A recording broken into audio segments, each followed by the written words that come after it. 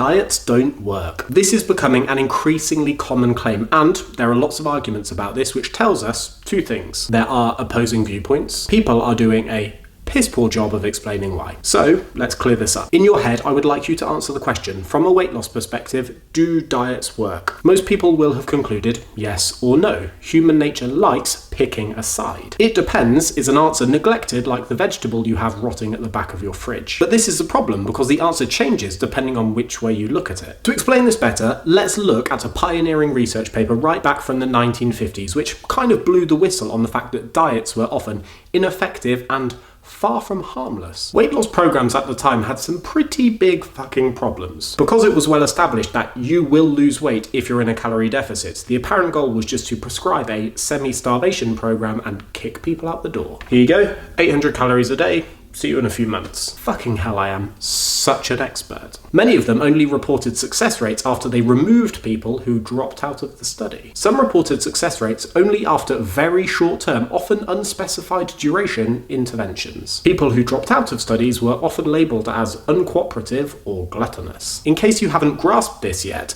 these are some pretty nasty ingredients which, when combined together, create quite a fucked up cocktail. Hypothetically, let's take the first 10,000 of you watching this video. Imagine I prescribe you all a soul-destroyingly restrictive 800 calorie per day diet consisting of bland meals and meal replacement drinks. I give this to you and kick you all out of the door because my job is done. If you follow this plan, you will lose weight. Now, how many of you are thinking, I would rather shit in my hands and clap than follow that diet? And that's totally fair. So by the end of the first month, let's say half of you have dropped out because this diet is about as fun as taking a belt sander to your genitals. The other half lose an absolute fuckload of weight because I have prescribed a very low calorie diet. And I get to brag about how great my program is by holding up the results of the successful people only. Do you see the problem here? I kind of get a free pass to prescribe any diet plan, even if it feels like hell on earth. And if you can't stick to it, that's tough shit. I get to label you as uncooperative and gluttonous. Does that sound fair? That's rhetorical. The answer is no, obviously fucking not. So this study from the 1950s did something that no one else really bothered with.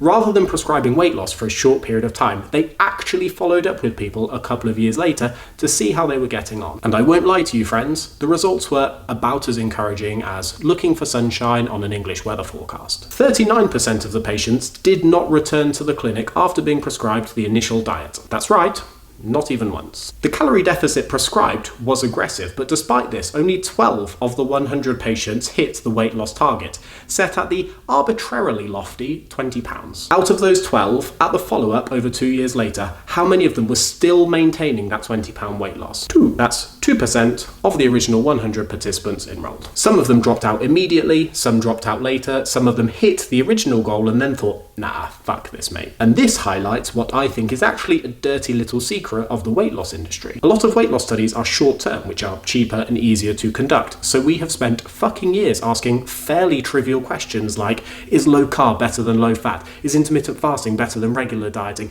Is 3 meals a day better than 6? But a lot of this is mental masturbation because the elephant in the room is that all long-term interventions notice the same thing. People get results to begin with, and then adherence diminishes over time. Think of it like a race. Everyone is so hyper-focused on how quickly they can leave the starting blocks, they don't stop to consider the real question, which is, will they actually make the finish line? So let me ask you something. Knowing that we need to shift the emphasis away from which diet works best in the short term to how can we improve habit adoption in the long term, how many of these red flags do we still see today? How many online coaches would happily take your money to prescribe you a meal plan before waving you on your way? How many ruthlessly restrictive diet plans are there for you to sign up to, knowing that you're probably not going to stick with them after the initial phase of excitement? How many personal trainers would immediately blame you if you can't follow the dietary advice they prescribe? How many companies post amazing before and after photos all over social media, conveniently forgetting all the people that didn't get good results? Reduced calorie diets work for weight loss, absolutely. But the common implementation of prescribing a diet plan, kicking people out the door, and expecting them to lose